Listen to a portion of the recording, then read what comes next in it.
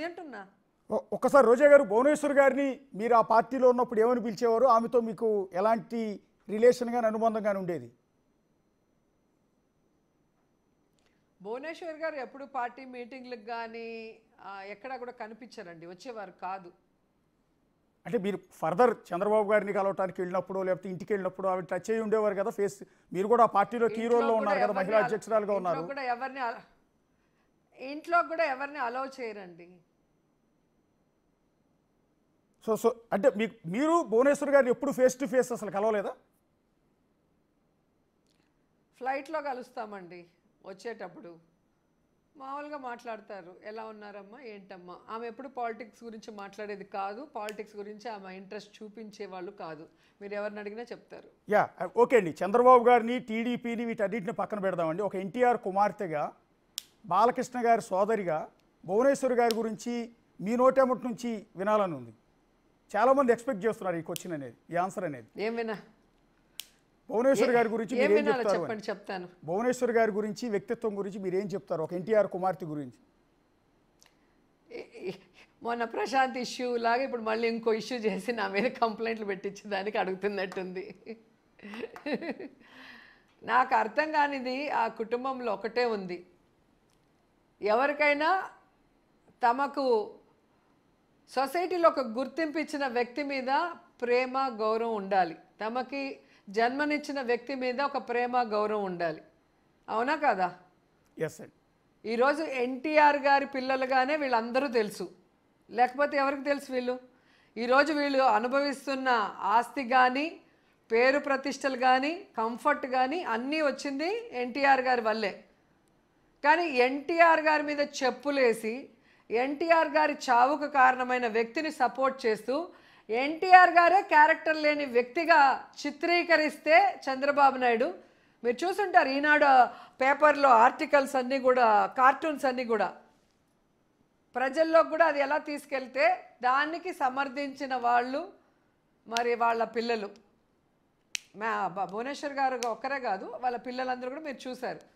అది నాకు ఇప్పటికీ ఆశ్చర్యకరమైన విషయం ఏంటంటే, ఒక వెన్నుపోటుదాడు చంద్రబాబు నాయుడిని నమ్మారు కానీ తమకు జన్మ ఇచ్చి, తమకి ఆస్తి ఇచ్చి, తమకి సొసైటీలో ఒక గౌరవాన్ని గుర్తింపు ఇచ్చిన తండ్రిని కాపాడుకోలేక ఆయన చావుకు కారణమయ్యారు. అది మీరు అర్థం చేసుకోవాలి వాళ్ళు ఎలాంటి కుటుంబం అని.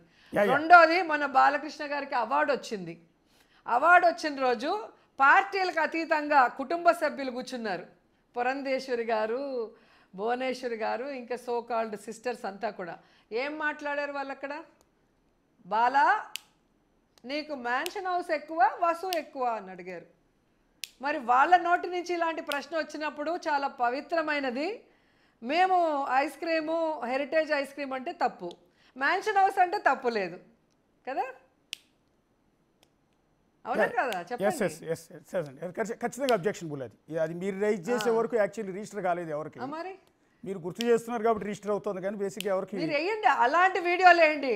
రోజాని టార్గెట్ చేసి వీడియోలు కాదు, ఎవరి గురించి వాళ్ళు మాట్లాడిన వీడియో కట్ చేసి వేస్తే వాళ్ళు ఏంటి అనేది ప్రజలకు తెలుస్తుంది. మిమ్మల్ని భువనేశ్వర్ గారి గురించి ఎందుకు అడిగాను అనగానే అందరు రెడీ అయిపోతారు టీఆర్పీ కోసం. కాదండి, భువనేశ్వర్ గారి గురించి మిమ్మల్ని ఎందుకు అడిగాను అంటే, భువనేశ్వర్ గారిని ఉద్దేశించి సాక్షాత్తు అసెంబ్లీలోనూ బయట అప్పుడు వైఎస్ఆర్ కాంగ్రెస్ పార్టీలో ఉన్న కొంతమంది నేతలు చేసిన కామెంట్స్, పర్టికులర్గా ఆవిడికి అక్రమ సంబంధాలు అంటగట్టడం కావచ్చు, లోకేష్ పుట్టుక గురించి కావచ్చు, ఈ కామెంట్స్ని ఒక మహిళగా మీరు యాక్సెప్ట్ చేశారు. ఆ రోజు మీరు కూడా ఆ రోజు అసెంబ్లీలోనే ఉన్నారు కదా, అది మీ పార్టీకి కూడా ఇబ్బందికరమైన అంశమే అయింది కదా చివరికి. మీరు అడిగితే నేను చెప్తాను, మీరు అడగండి, మీరు ఒక కంక్లూషన్కి రావద్దండి. Yes sir. ఆ రోజు నా వీడియో క్లిప్పింగ్ కూడా మీరు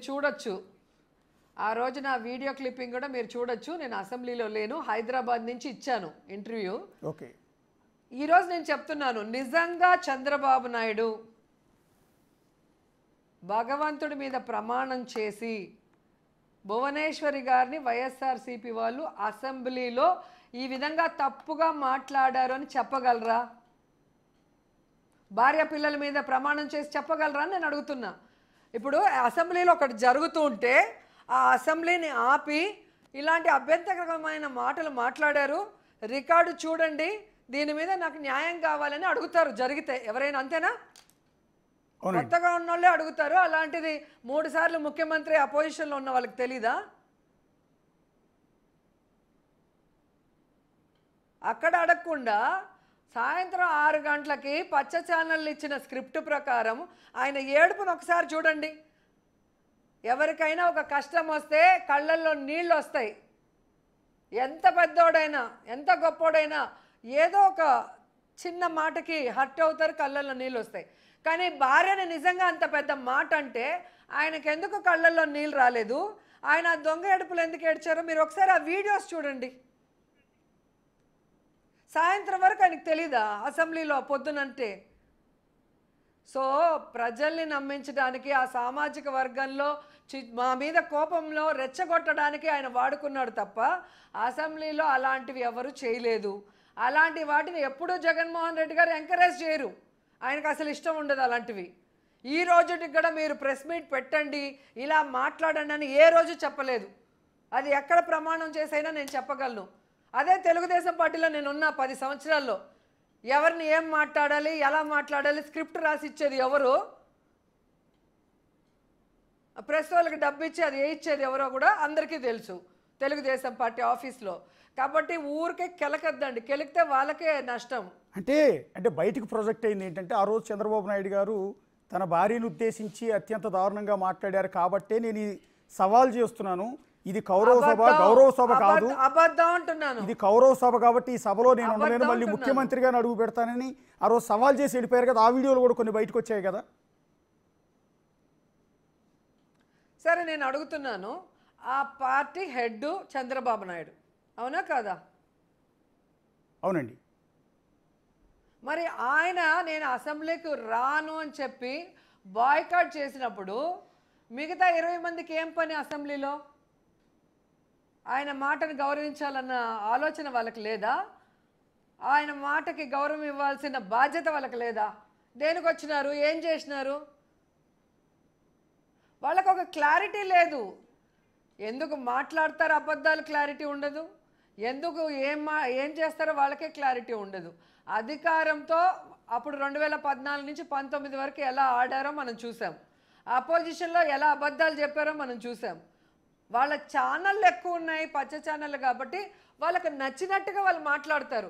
అదే మాకు ఒక ఇష్యూ జరిగినప్పుడు ఎక్కడైనా డిస్కషన్ జరుగుతుందా?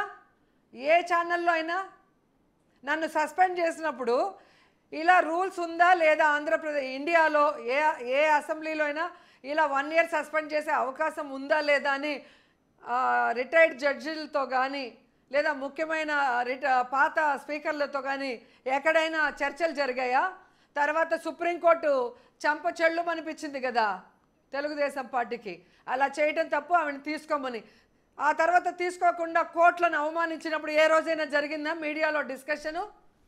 బండారు సత్యనారాయణ నా గురించి అంత కేవలంగా మాట్లాడినప్పుడు, అంత దిగజారుడుగా మాట్లాడినప్పుడు, అంత జుగుప్సాకరంగా మాట్లాడినప్పుడు ఏ పచ్చ ఛానల్లో అయినా ఇది తప్పు, బండారు మాట్లాడింది, అతని పార్టీ నుంచి సస్పెండ్ చేయాలని ఎవరైనా డిస్కస్ చేశారా అంటున్నా?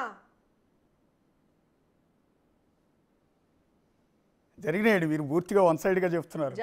జరిగాయి కాదు రోజా గారు, మీరు ఆ రోజు అసెంబ్లీలో హైదరాబాద్లో అసెంబ్లీ సమావేశాలు జరిగి మిమ్మల్ని బహిష్కరించినప్పుడు మీరు లోపలికి వెళ్ళి ప్రొటెస్ట్ చేసే క్రమంలో మిమ్మల్ని బయటికి పంపించేస్తే అసెంబ్లీ గేట్ ఎదురుగా ఫుట్పాత్ మీద కూర్చుని నిరసన తెలియజేసిన దృశ్యం నాకు ఇప్పటికీ గుర్తుంది. ఆ రోజు నేను అక్కడ ఉన్నాను కాబట్టి. సో ఎంటైర్ మీడియా ఆ రోజు మీ వైపే ఉంది, ఆ రోజు మీ వైపే ఉంది. ఆ రోజు ఈనాడులో చేశారా, ఆంధ్రజ్యోతిలో చేశారా, TV5లో చేశారా, న్యూస్లో చేశారా? మీ వర్గం ఛానల్స్లో చేశారు ఎవరైనా అండి. హలో సార్, రాజకీయాలకు అతీతంగా ఉండాలి ప్రెస్ అనే వాళ్ళు. మీకు ప్రేమ ఉంటే కొంచెం ఎక్కువగా పొగుడుకోండి, అంతేగాని ఒకరికి అన్యాయం జరిగేటప్పుడు కనీసం మాకు పట్టనట్లుంటే మీరెందుకు జర్నలిస్టులు అవుతారు? ఫోర్త్ పిల్లర్ ఎలా అవుతారు మీరు? మీరు అది ఖచ్చితంగా తప్పేనండి. మీడియా అనేది క్రెడిబిలిటీ కాపాడుకోవాలి. చేయమని మేము చెప్పట్లేదు. మీరు జనరల్ గా ఒక పబ్లిక్ కి నష్టం జరిగినా, అపోజిషన్ వాళ్ళకి నష్టం జరిగినా చూపించాలి, డిస్కస్ చేయాలి. మీకు నచ్చితే వాళ్ళ గురించి కొంచెం ఎక్కువ పొగుడుకోండి, మాకు అవసరం లేదు. అవును. కానీ మమ్మల్ని సప్రెస్ చేసేలాగా దొంగ వీడియోలు ఎడిటింగ్లు చేసి మార్ఫింగ్లు చేసి మమ్మల్ని బ్యాడ్ చేయడానికి ఉత్సాహం చూపిస్తే ఎట్లా ఒప్పుకుంటారు? ఖచ్చితంగా అండి మేము ఈ మాటని ఖచ్చితంగా యాక్సెప్ట్ చేస్తున్నాం. అది టీడీపీకి భజన చేసే ఛానల్ అయినా వైసీపీకి భజన చేసే ఛానల్ అయినా 2 పార్టీలకు వర్తిస్తుంది. ఎవరు కూడా వన్ సైడెడ్గా ఒక పార్టీకి భజన చేయొద్దు, న్యూట్రల్గా ఉండాలని రిక్వెస్ట్ చేస్తున్నాం మేము కూడా. టైం అవుతుంది చెప్పేసి.